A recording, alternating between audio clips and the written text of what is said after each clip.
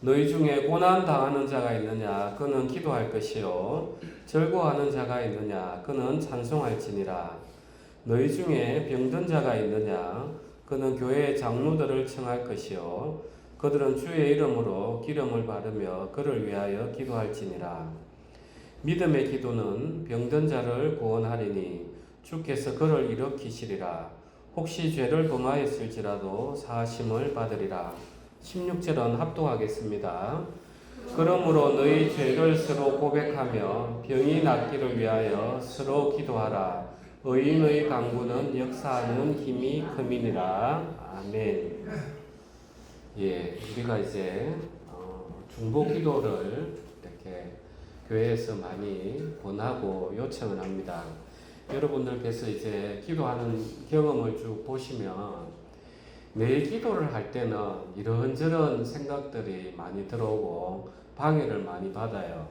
이 기도가 될까 안 될까.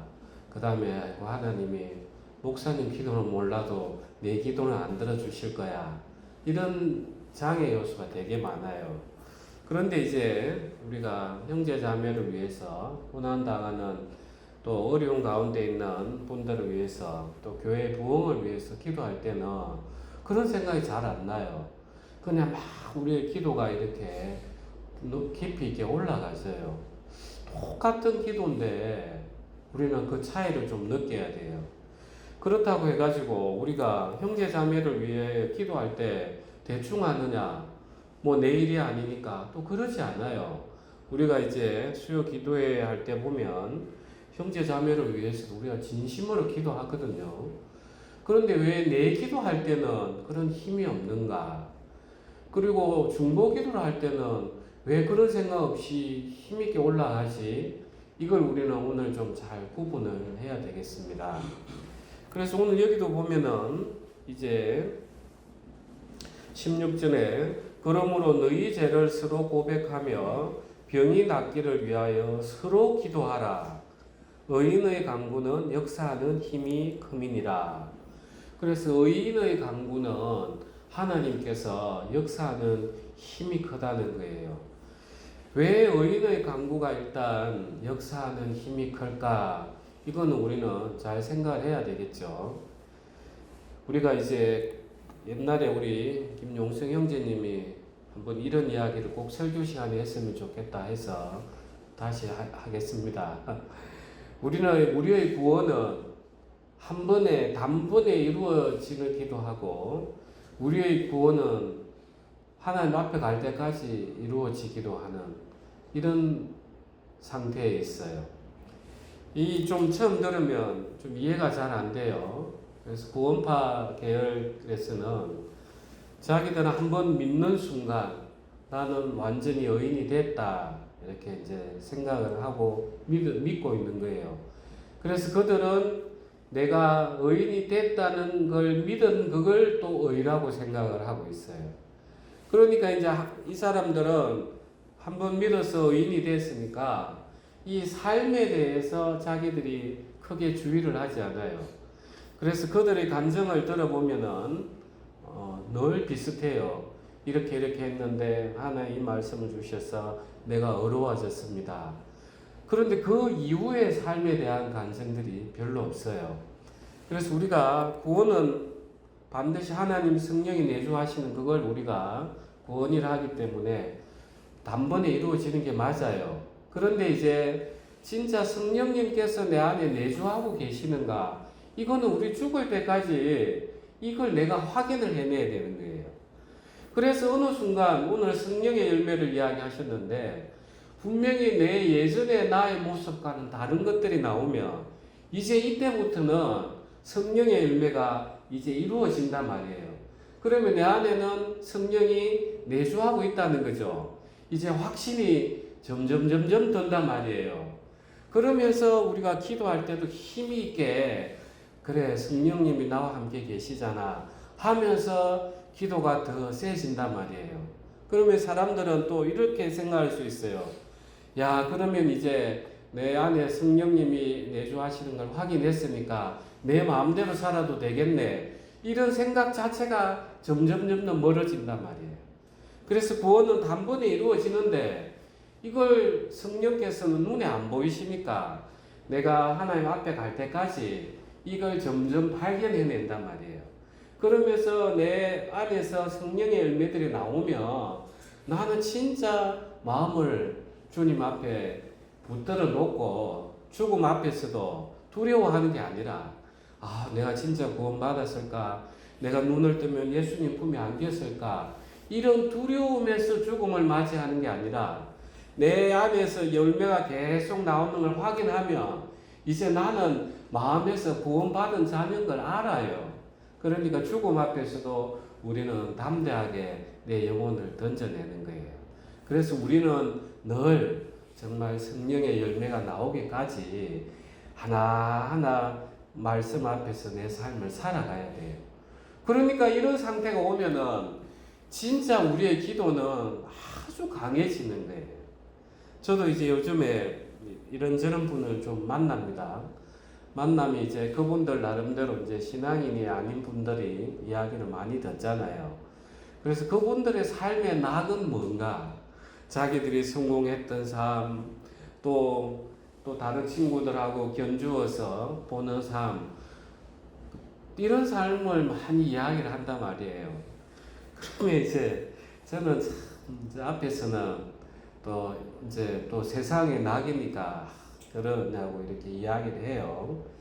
그런데 이제 돌아와서 보면은 참 헛헛한 인생을 사는 걸 이렇게 느껴진단 말이에요. 아이고, 저분들이 하나님을 만나야 되는데, 아니, 내가 이 육체에 조금 더 가지고 뭐 운동하고 잘 살고 한들 언제 하나님 앞에 갈지 모르는 게 우리 인생이고, 진짜 하루살이 그 바이러스에 눌러서 그것도 못 이겨내는 게 우리 인생인데 뭘 우리가 하나님을 의지하고 사는 게 최고의 복이지 하면서 하나님을 점점 찾아가시는 거죠. 그러면서 제가 이 예수파에 제대로 속했네 이런 생각이 드는 거예요. 여러분도 좀 더 속해져 가고 있습니까? 예, 우리의 우두머리는 예수님이세요. 그리고 예수파에 우리는. 그래서 의인의 강구는 정말 하나님이 나와 동행하시기 때문에 힘이 있단 말이에요. 하나님, 이 진짜 들어주셔야 됩니다. 우리가 구원받기 전에는 죄 때문에 우리는 기도가 하나님 앞에 하고 싶어도 내 마음에 담이 탁 생겨 있단 말이에요. 아휴, 이런 내 같은 죄인을 하나님이 들어주시겠나? 그래서 누가 오신 거예요? 그래서 예수님이 오셨단 말이에요. 우리를 보지 아니하시고. 그래서 예수님 당신이 우리가 짊어져야 될 모든 죄를 당신이 짊어지셨단 말이에요. 그래서 나는 자유다, 내 마음대로 살아야 되겠네, 이게 아니라 이런 나를 위해서 예수님이 돌아가셨네. 창조주이신데 내가 더욱더 그 사랑 안에서 예수님을 닮아가야지 하면서 내 성품이 점점 변해가야 이 사람이 바로 성령의 인도함을 받는 사람인 거예요. 이렇게 인도함을 받으면 우리는 이제 어떻게 됩니까? 하나님이 베푸시는 은혜의 자리에 담대하게 들어가는 거예요. 담대하게. 그래서 기도를 하나를 해도 하나님, 제가 당신의 자녀 아닙니까? 하나님, 당신께서 저를 불러셨고 내가 잘한 게 뭐가 있습니까? 당신이 저를 불러주셨고 당신의 피로 저를 정결케 하셔서 당신의 아들로 불러주셨는데 제가 잘한 걸 들고 나가는 게 하나도 없습니다. 제가 기도하는 오직 하나 이유는 당신이 나의 아버지이십니다. 이 마음으로 우리가 담대하게 가는 거예요. 그런데 늘 사단이 우리를 방해한단 말이에요. 그죠? 너 이런 것 때문에 또 죄 지었잖아. 그래, 너 예수님 믿고 구원받았다 쳐. 그런데 너 이렇게 죄를 짓고 있는데 너 구원받은 거 맞아? 늘 이런 생각들을 넣어준단 말이에요.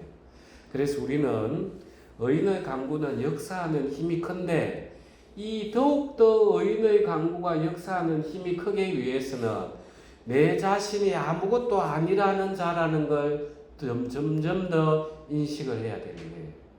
만약에 내가 조금이라도 내가 선하게 판단하는 주체가 딱 들어서 버리면 아담이 선악과를 먹자마자 하와하고 하나님 부르실 때 숨어버린단 말이에요. 그래서 우리는 의인의 강구가 역사하는 힘이 크기 위해서는 나를 보면 안 되는 거예요. 내라는 존재.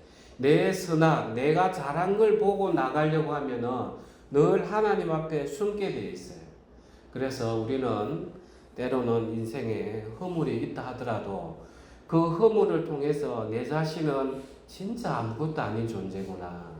하나님, 정말 이런 나를 불러주셨습니까? 이제 제가 당신의 아들로서 이제 이거 외에는 제가 의지할 게 없습니다.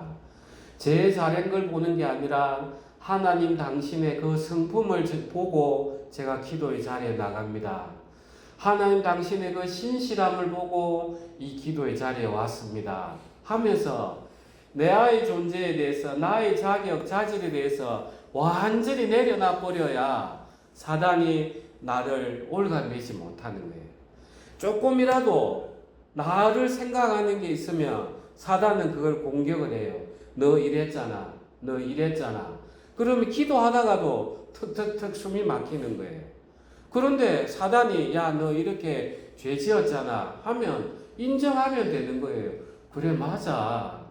내 죄 지은 거 나도 알아.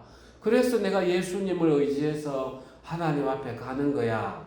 이렇게 확 내려놔 버려야 사단이 힘을 못 쓴단 말이에요. 그래서 우리는 늘 기도의 자리에 갈 때 의인의 기도가 강구가 역사하는 힘이 크기 위해서는 더욱더 그 반대로 죄인의 자리로 훅 들어가 버려야 의인의 자리로 더 올라설 수 있는 거예요. 이해가 되시죠? 네. 예. 그래서 우리는 겸비한 가운데서 위치할 때 예수님의 피가 더욱더 선명해지고 진짜 내 죄 심판이 예수님으로 말미암아 끝이 났구나 하면서 의인의 자리에서 들어서서 담대하게 기도할 수 있는 것입니다. 이게 우리의 중보자의 기도의 첫 번째 요건이란 말이에요. 그래서 담대하게 기도할 수 있기 위해서는 나의 죄됨에 대해서 완전히 하나님 앞에 내려놓고 예수님 피만 보고 기도를 하는 것입니다. 이게 첫 번째 요건이에요. 그 다음 창세기 18장 한번 보겠습니다. 예, 창세기 18장 16절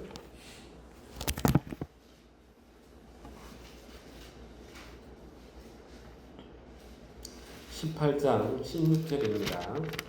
16절부터 제가 좀 쭉 읽겠습니다.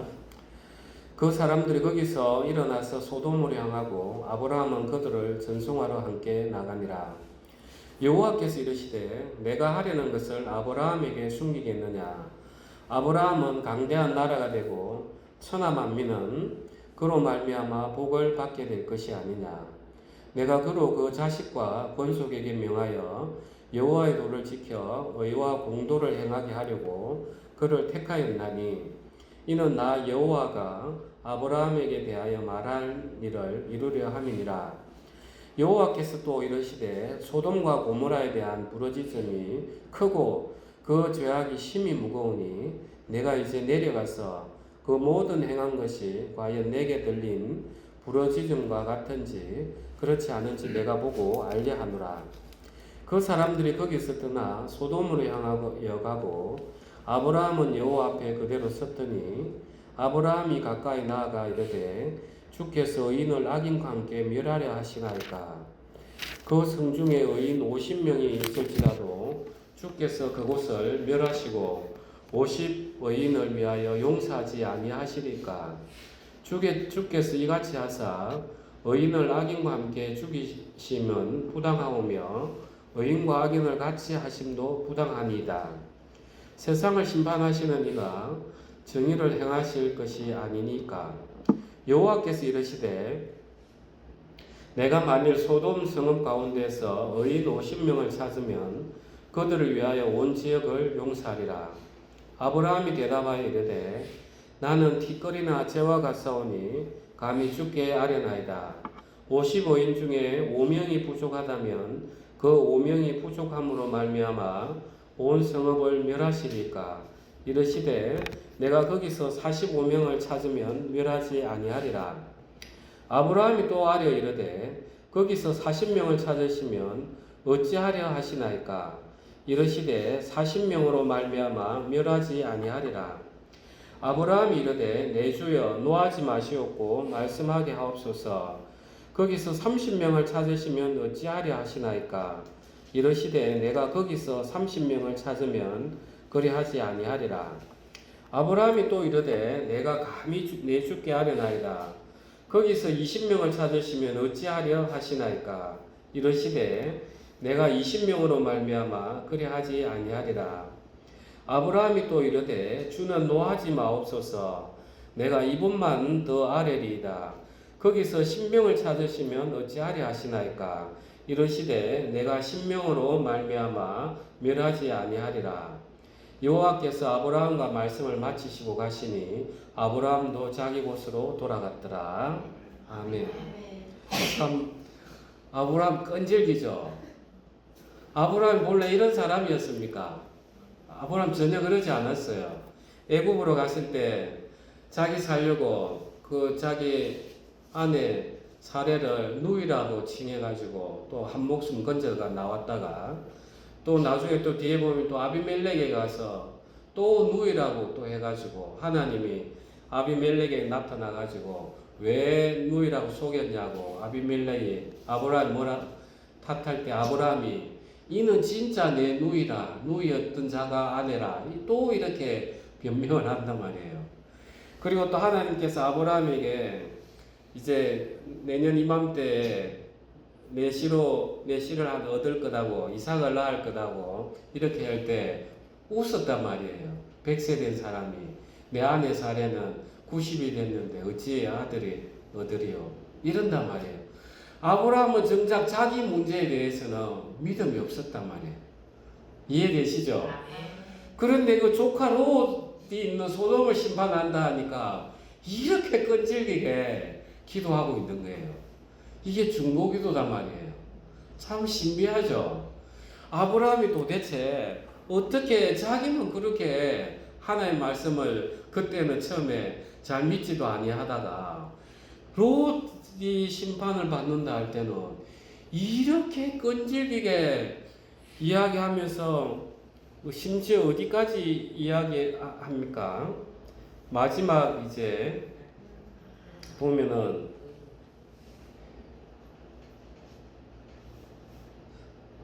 처음에는 50명이었다가 45명이었다가 또 30명으로 가는 40명으로 갈 때는 27절에 보면 나는 티끌이나 재와 같사오니 감히 죽게 하려나이다.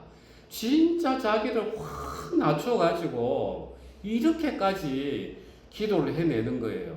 50명부터 해가지고 이제 생각 안 했겠습니까? 롯 부인, 롯이 딸이 둘이가 있고 사위가 둘이 있고 사위의 부모들 하면 처음에는 50명으로 시작했다가 아무리 생각해도 점점 줄어드니까 적어도 부인, 딸 둘, 사위 둘, 사위의 부모 10명은 되겠네 싶어가지고 10명까지 내려왔단 말이에요.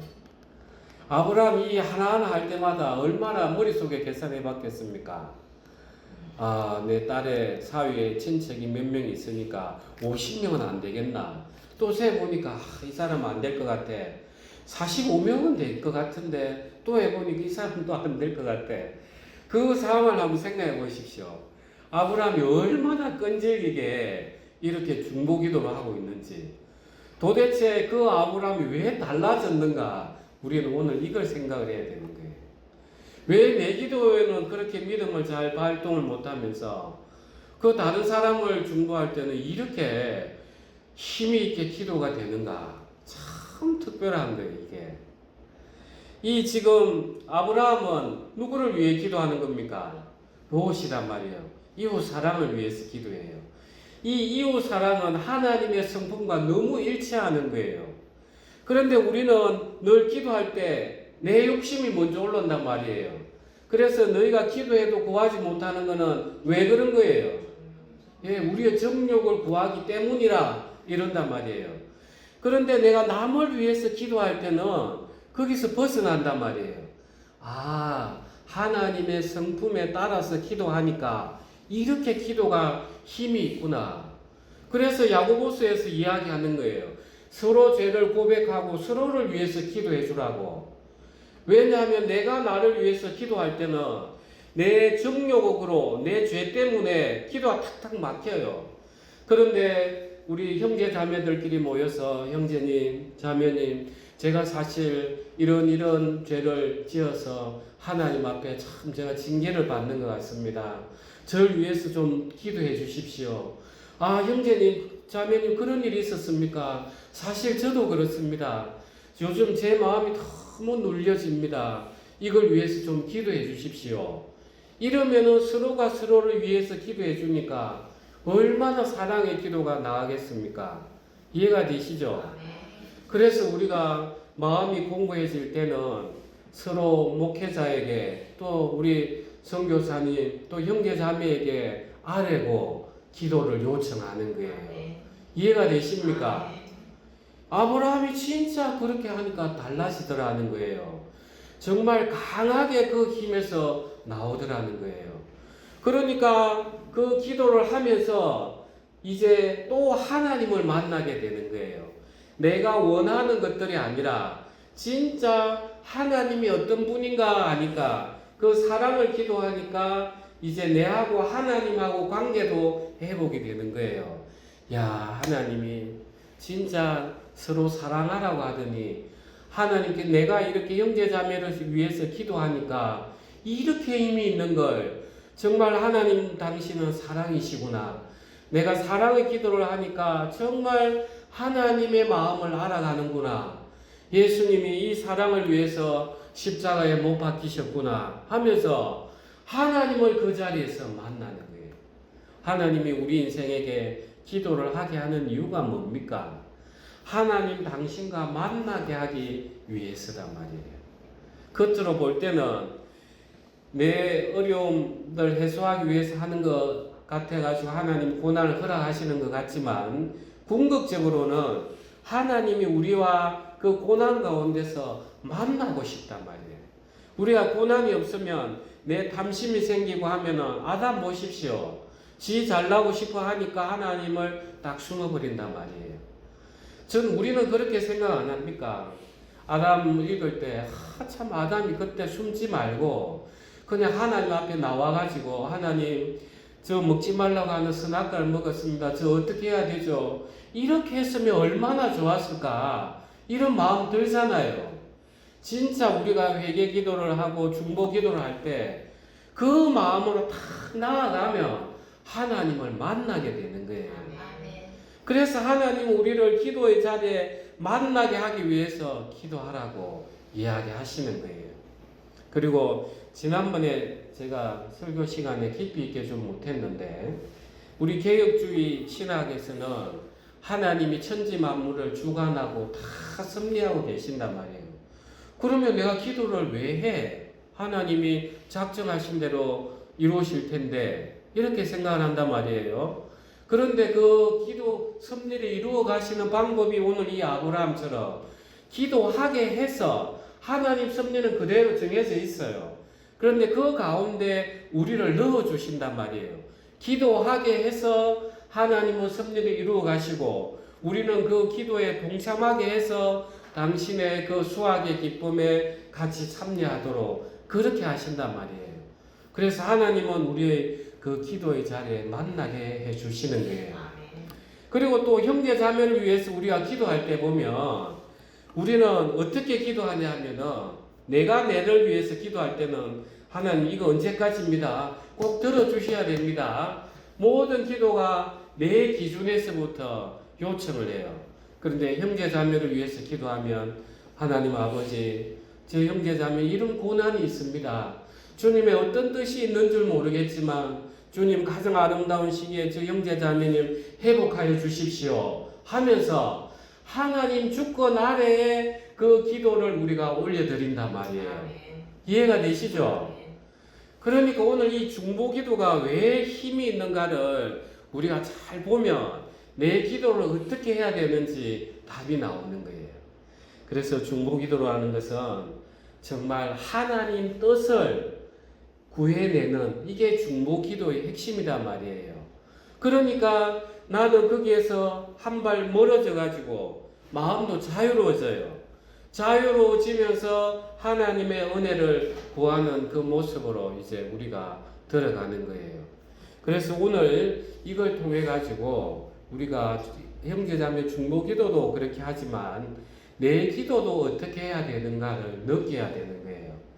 내가 어떤 모습을 가지고 이거 해주십시오, 저거 해주십시오가 아니라 하나님 이런 고난이 왔는데 당신의 뜻이 무엇입니까? 그 당신의 뜻이 이 땅에서 내 마음 가운데서 이루어질 수 있도록 하나님 은혜 입혀 주십시오. 그리고 하나님 당신의 때가 언제입니까? 가장 아름다운 때를 하나님께서 택하셔서 이루어 주시고 제가 그 기간 동안 하나님 제가 이걸 잘 감당할 수 있도록 주님께서 힘 주십시오. 이렇게 하면 내 정욕을 위한 것에서 벗어나신단 말이에요. 이해가 되시죠? 그래서 오늘 우리가 이 중보 기도를 통해서 기도를 이렇게 해야 되겠구나 하는 것을 우리는 잘 봤어요. 우리 다시 야고보서 같이 합독하고 기도하겠습니다. 야고보서 5장 16절입니다.